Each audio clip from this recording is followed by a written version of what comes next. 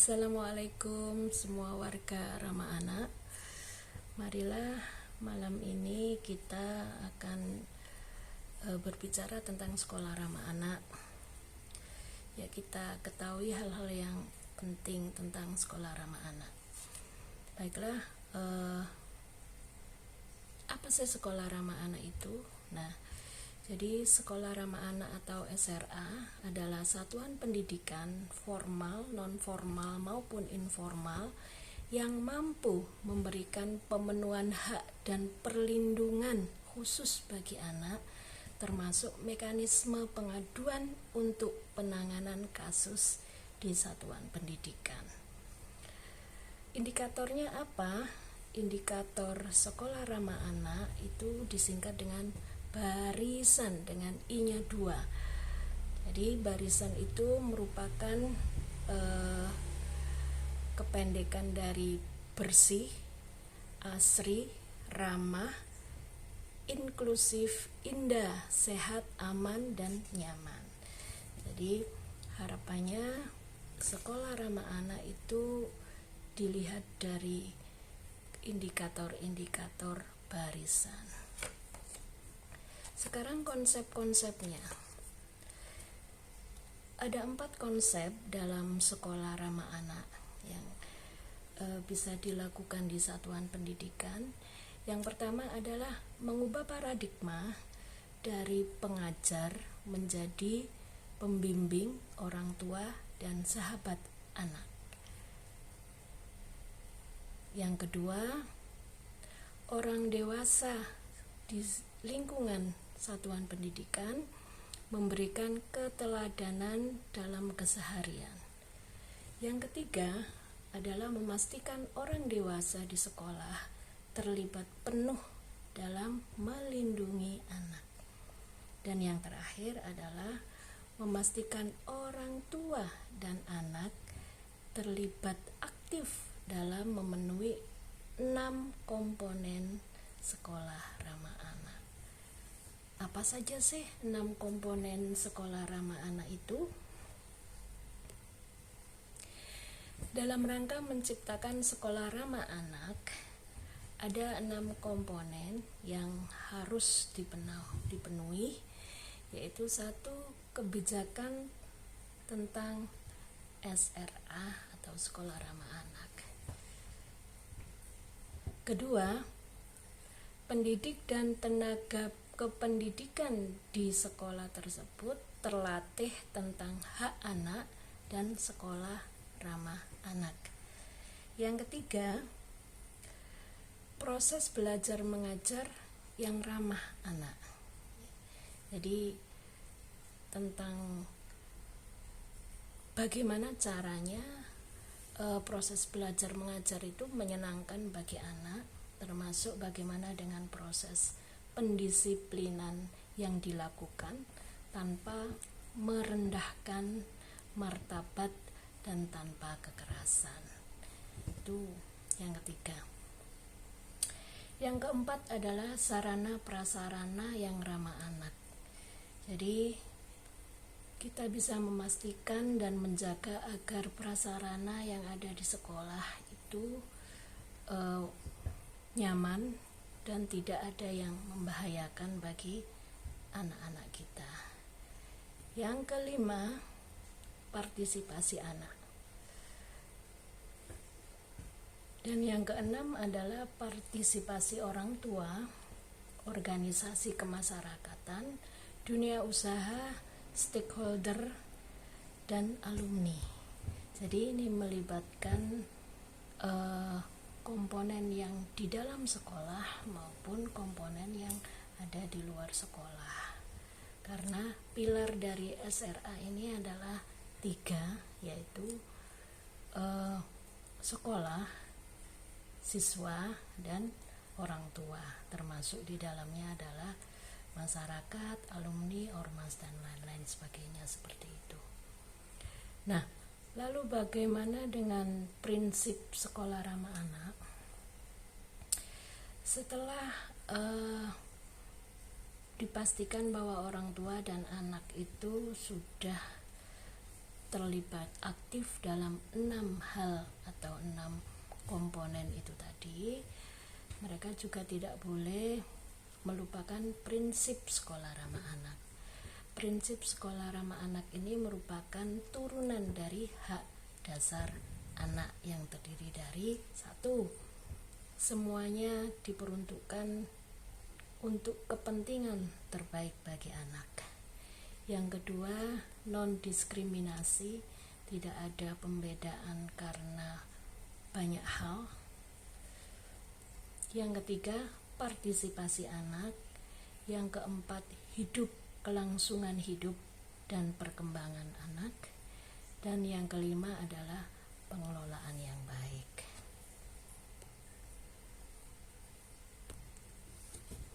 Baiklah, kita sudah tahu apa sekolah ramah anak, apa indikatornya, apa konsep dan prinsipnya, dan 6 komponen yang harus dipenuhi dalam sekolah ramah anak.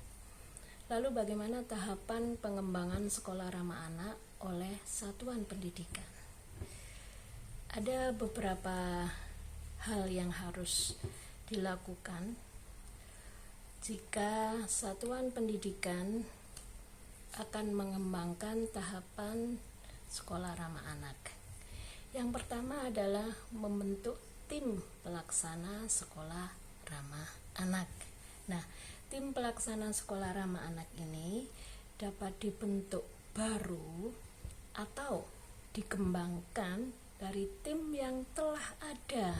Jadi seperti tim pelaksana UKS atau adiwiyata, atau di perpustakaan, atau di kantin. Jadi mengembangkan dari tim yang sudah ada di satuan pendidikan.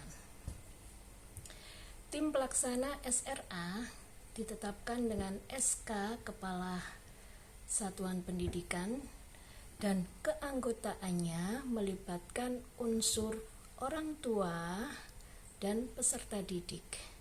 Jadi selain itu, selain dari unsur-unsur yang ada di satuan pendidikan, maka harus melibatkan unsur orang tua dan peserta didik sebagai subjeknya. Nah, apa yang menjadi tugas dari tim pelaksana SRA ini? Yang pertama adalah mengidentifikasi potensi, kapasitas, kerentanan, dan ancaman di satuan pendidikan untuk mengembangkan SRA dengan menggunakan instrumen yang telah ada. Yang kedua, mengkoordinasi berbagai upaya pengembangan SRA. Dan yang ketiga, melakukan sosialisasi pentingnya SRA. Yang keempat, menyusun dan melaksanakan perencanaan RSA. Dan terakhir, melakukan pemantauan dan evaluasi proses pengembangan SRA. Yang kedua, menyusun ulang tata tertib satuan pendidikan dan mengisi daftar periksa potensi bersama orang tua dan anak. Jadi pengembangan SRA dimulai dengan menyusun tata tertib dengan menggunakan kalimat positif dan tidak mengandung unsur pelanggaran hak anak atau lebih ke perspektif hak anak. Jadi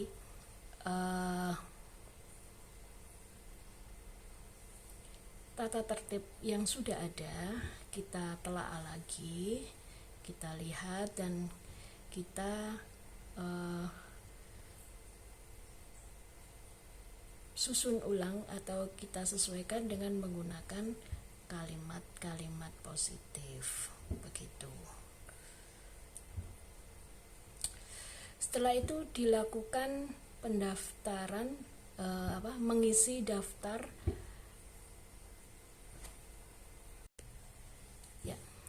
Kemudian setelah itu dilakukan pengisian daftar periksa potensi DPP yang dapat diunduh dari website. Nah, DPP ini atau daftar berita potensi ini untuk mengetahui potensi yang dimiliki oleh satuan pendidikan dalam mengembangkan SRA. Pengisian daftar periksa ini dilakukan oleh 3 pelaku utama SRA, yaitu wakil dari satuan pendidikan, orang tua, dan dari siswa atau peserta didik. Nah, dari hasil daftar periksa potensi ini akan menjadi dasar dari penyusunan rencana kegiatan dalam mengembangkan SRA di satuan pendidikan tersebut. Oke, lalu langkah selanjutnya seperti apa? Langkah yang ketiga adalah setelah melakukan DPP atau daftar periksa potensi, kita masuk dalam tahap perencanaan. Nah, perencanaan yang disusun oleh tim pelaksana SRA ini harus sesuai dari hasil daftar periksa potensi untuk merencanakan kegiatan yang diperlukan dalam pemenuhan komponen SRA dan mengintegrasikannya dalam kebijakan, program, dan kegiatan yang sudah ada, atau jika ingin melakukan inovasi bisa berupa inovasi rencana kerja satuan pendidikan. Perencanaan kegiatan disesuaikan dengan kebutuhan dan kondisi serta kemampuan satuan pendidikan dan dilakukan secara bertahap. Setelah itu masuk langkah yang keempat, melakukan perencanaan. Dengan pelaksanaan ini dilakukan oleh tim pelaksana SRA dengan mengoptimalkan semua sumber daya yang ada, termasuk melibatkan orang tua, peserta didik, alumni, kementerian, pemerintah daerah tentunya, dan organisasi kemasyarakatan juga dunia usaha. Itu yang keempat. Dan yang terakhir adalah kegiatan yang dilakukan oleh satuan pendidikan dalam pengembangan SRA. Tentu saja kegiatan ini dibuat dulu dengan menyusun rencana aksinya atau program tahunannya, kemudian merencanakan kesinambungan kebijakan, program, dan kegiatan yang sudah ada di satuan pendidikan serta program-program lainnya. Jadi mengintegrasikan dengan program-program yang sudah ada seperti UKS atau perpustakaan atau kantin yang sudah ada. Kemudian membuat mekanisme pengaduan. Yang keempat, merencanakan inovasi yang melibatkan orang tua dan anak untuk mewujudkan SRA. Yang kelima, merencanakan inovasi melibatkan orang tua dan anak untuk mewujudkan SRA. Kemudian melaksanakan aksi tersebut dengan mengoptimalkan semua sumber daya, lalu melakukan upaya pemenuhan komponen SRA dan mengikuti pelatihan dan pendampingan oleh Pemda. Jika satuan pendidikan sudah memenuhi 6 komponen SRA tersebut, maka satuan pendidikan tersebut sudah masuk dalam mampu, ya, kategori mampu. Setelah mampu dan akhirnya akan berada dalam tahapan maju. Begitu kira-kira tentang SRA dan bagaimana memulainya. Saya cukupkan sampai di sini. Mohon maaf bila banyak salah-salah kata, dan terima kasih. Wassalamualaikum warahmatullahi wabarakatuh seluruh warga yang ramah anak. Bye.